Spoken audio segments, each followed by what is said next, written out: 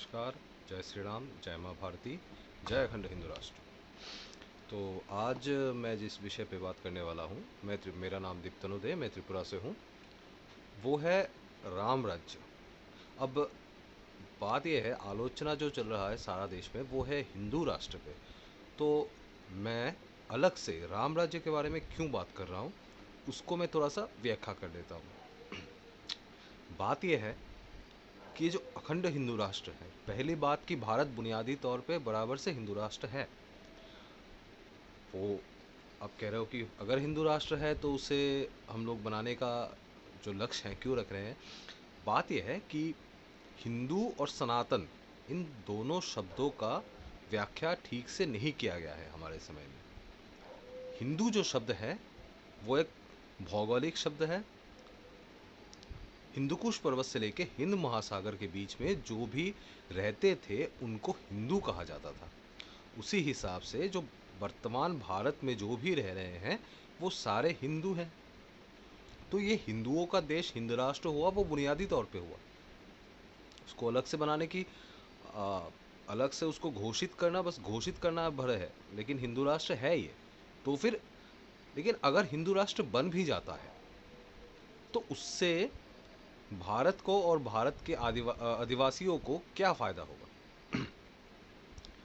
जो हमारा मूल लक्ष्य है वो होना चाहिए राम राज्य। हिंदू राष्ट्र का घोषणा राम राज्य का एक स्टेप है, एक स्टेज है। जो अल्टीमेट टारगेट है वो है राम राज्य। अब राम राज्य मतलब प्रभु श्री राम अभी इस कलयुग में तो थोड़ी नहीं आने वाले हैं, नहीं आने वाले। लेकिन राम राज्य उसे कहा जाता है जब कहा जाता है कि समाज में सभी तत्व और सभी विषयों पर, सभी दिशाओं में जो तरक्की है वो एक बैलेंस तरीके से हो। समाज बिल्कुल उसी स्थिति में लाया जाए जो उसके लिए आदर्श माना जाता है। जिस समय किसी को कोई परेशानी ना हो, कोई बीमारी से ना जूझे, कोई भूखा ना रहे, समाज में हर तरह के न्याय हो, उस समाज को हम लोग राम राज्य कह सकते हैं। तो हिंदू राष्ट्र का जो बुनियादी लक्ष्य है वो है राम राज्य। अब राम राज्य कैसा हो वो भी हम पे डिपेंड करता है कि राम राज्य कैसा हो। एक समय ऐसा भी था जब गांधी जी ने स्वयं राम राज्य की बात कही थी। उनका भी लक्ष्य था कि भारत में राम राज्य बने। राम राज्य हर भारतवासी का, हर भारतीय का, जम्बू द्वीप में रहने वाले हर एक व्यक्ति का सपना होना चाहिए। क्यों होना चाहिए? हम सब भारतवासी का एक ही लक्ष्य होना चाहिए, वो है भारत को विश्व गुरु बनाना। लेकिन विश्व गुरु बनाने के लिए क्या क्या कदम उठाए जाए, वो जब हमें लक्ष्य की ध्यान होगी, लक्ष्य का ज्ञान होगा, तब हम कदम उसी हिसाब से रख पाएंगे। समाज में जो भी विविधताएं हैं, जो भी जात पात हैं, जो भी उपासना पद्धति को लेके जो डिफरेंसेस है लोगों में, उसको समाप्त करना होगा। हिंदू हमारे जो हिंदू रीति रिवाज है समाज में, वो पूरी तरह से विज्ञान पे आधारित है। लेकिन समय के चलते, जैसे कि जौहर व्रत हो गया, तो कुछ कुछ जो विकृतियां हैं वो समाज में आ गई हैं, उनको दूर करना पड़ेगा। विकृति और संस्कार, इन दोनों को अलग से पहचानना पड़ेगा। संस्कार को संस्कार को हमें धारण करना पड़ेगा और विकृति जो है उससे हमें निजात पानी है। इस मामले में कहा जाता है कि प्रभु श्री राम को इंग्लिश में कहा जाता है द गिवर ऑफ लॉ। उस समय में कहा जाता है कि इतने सारे स्मृति थे। स्मृति they are the type of, आप कह सकते हैं कि एक सेट ऑफ रूल्स है जिसके आधार पे समाज चलेगा।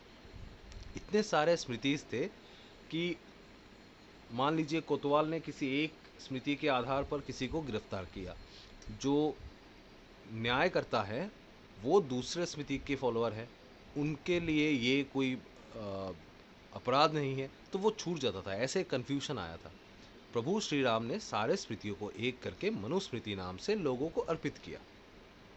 उसके कारण समाज में न्याय व्यवस्था कायम हुई और इसीलिए प्रभु श्री राम को न्यायदाता भी कहा जाता है।